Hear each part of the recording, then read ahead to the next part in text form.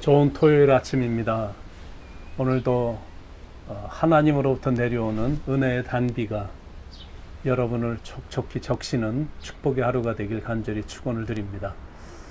한국이 대단히 변했죠. 정말 많이 발전했고 잘 사는 나라가 됐습니다. 세계 최고라는 명예가 점점 늘어나고 있습니다. 엄청난 사이즈의 선박을 만드는 걸 볼 때 앞으로는 우주선까지 한국이 주도하는 나라가 되지 않을까 할 정도입니다. 게다가 부자들은 정말 부자거든요. 또 옷들은 얼마나 잘 입고 다니는지 패션 감각이 뛰어납니다. 이제는 해외여행을 옆집 드나들듯 하는 분위기입니다. 1년에 거의 5천만 명이 해외여행을 간다고 하니까 한국 인구 전체가 다 한국을 빠져나가는 숫자입니다. 미국에 살고 있는 우리 한인 동포들이 불쌍하다고 느껴질 정도로 속은 잘 모르지만 외형적으로는 잘 사는 것 같습니다. But my question is, 저희 질문은 Is it okay? 이렇게 사는 거 괜찮은가? 그런 질문이 생기는 겁니다.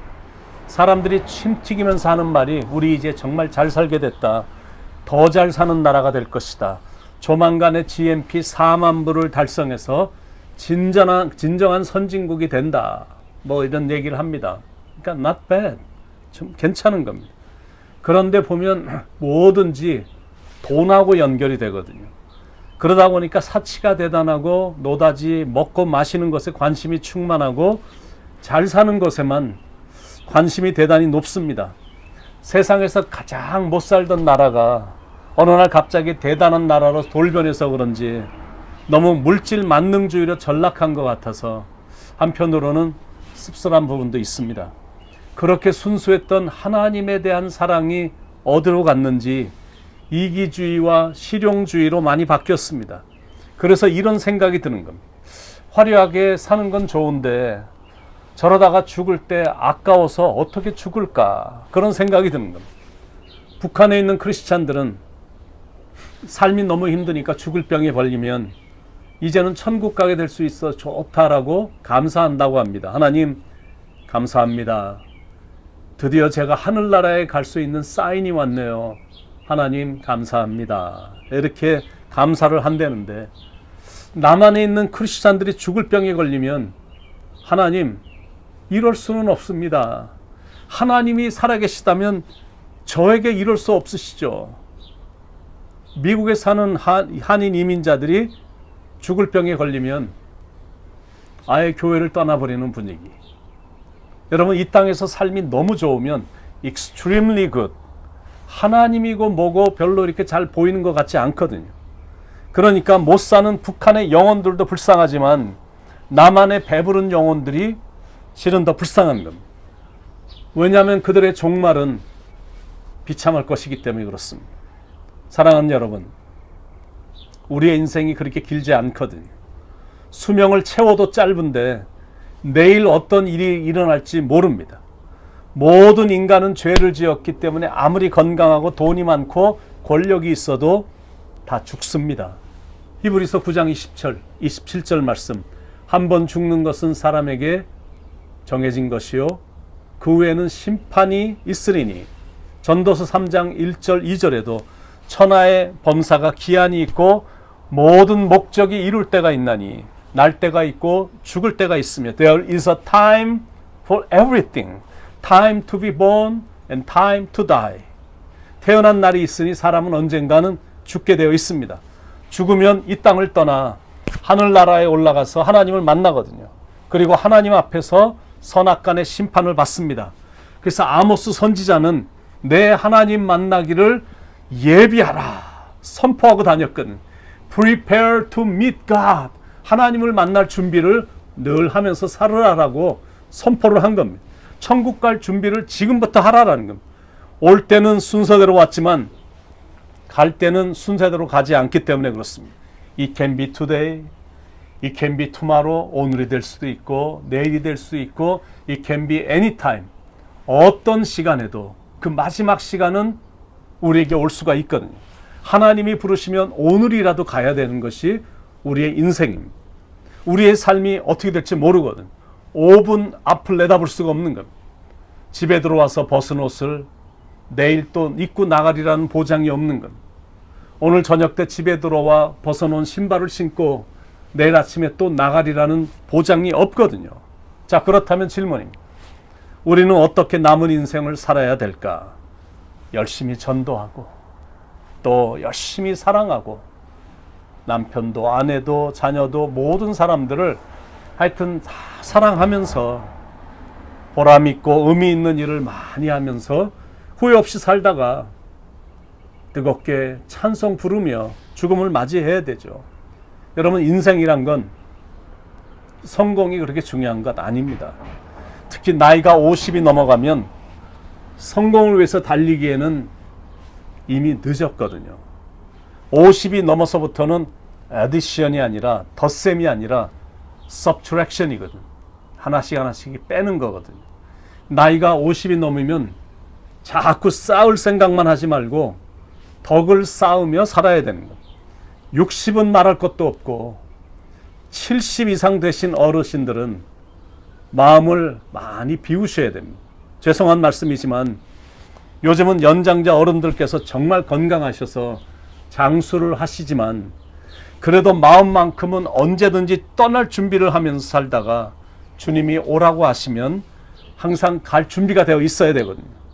중년부터는 물러설 때가 다가오고 있음을 깨달으며 절대 자리나 권력에 연연하지 말고 있는 것도 과시하지 말고 이렇게 얻는 것보다는 점점 이뤄지는 것들이 많아지는 나이기 때문에 어쩔 수 없는 현실과 상황을 받아들이며 있는 것을 가지고 남들과 나누는 정말 가치가 있는 인생의 후반전을 향해 달려가야 되는 것. 사람이란 게 그렇게 외롭거나 공허한 존재는 아니거든요. 그런데 현대인들은 유난히 고독을, 외로움을 많이 느낍니다. 왜냐하면 이 마음의 방향을 잘못 잡았고 나눔의 대상도 없고 또 나눔을 실천하지 않기 때문에 그렇습니다. 소유를 쌓아놓기만 하니까 인생이 오히려 짐만 되는 겁니다. 그러나 소유를 정리하면서 이웃과 나누면 많이 가벼워집니다. 디모데전서 6장 17절로 19절에 내가 이 세대의 부한자들을 명하여 마음을 높이지 말고 정함이 없는 재물에 소망을 두지 말고 오직 우리에게 모든 것을 후히 주사 누리게 하시는 하나님께 두며 선한 일을 행하고 선한 사업에 부하고 나눠주기를 좋아하며 동정하는 자가 되게 하라. 이것이 장래에 자기를 위하여 좋은 터를 쌓아 참된 생명을 취하는 것이니라. 그러니까 마음을 높이지 말라라는 것. 정함이 없는 재물에 소망 두지 말라라는 것. 오직 소망은 하나님께만 두라라는 것. Because He richly provides us with everything for our enjoyment. 우리의 인생을 정말로 최대한으로 즐기기 위해서 하나님께서 풍성히 모든 것들을 채워주실 것이기 때문이다라는 것. 그리고 선한 일 많이 하고 선한 사업에 부하고 나눠주길 좋아하고 동정하는 자가 되라. Willing to share. 바로 이런 삶이 장래에 자기를 위해 좋은 터를 쌓아 참된 생명을 취하는 지혜로운 삶이다라는 것. 그런 인생은 하나님께 큰 영광이 됩니다. 사도 바울의 최고의 소원은 뭐였냐면 내가 먹든지 마시든지 무엇을 하든지 하나님의 영광을 위한 것이었습니다. 그걸 위해 온 평생을 바친 겁니다. 예수님의 최고의 소원도 아버지를 영화롭게 하는 것이었습니다. 그 소원을 이루기 위해 예수님은 온 평생을 다 바치셨습니다. 돌아가시는 순간까지 아버지께 순종하며 영광을 돌리셨습니다. 그런 인생을 말하는 것. 요한복음 17장 4절에 아버지께서 내게 하라고 주신 일을 내가 이루어 아버지를 이 땅에서 영화롭게 하였사오니. 예수님의 그 마지막 고백이잖아요. 신실하고 진실하게 하나님의 비전을 가지고 하나님의 뜻과 소원을 이루어 드리며 하나님 아버지를 영화롭게 해드리는 인생을 사는 겁니다. 어떻게 남은 인생을 살 것인가? 하나님을 경외하며 하나님의 말씀에 순종하며 후회 없이 잘 살자. 그겁니다. 하나님이 주신 일을 잘 이루어드려 하나님을 영화스럽게 해드리며 살자는. 그러면 질문, 대체 무엇이 하나님을 영화스럽게 할까?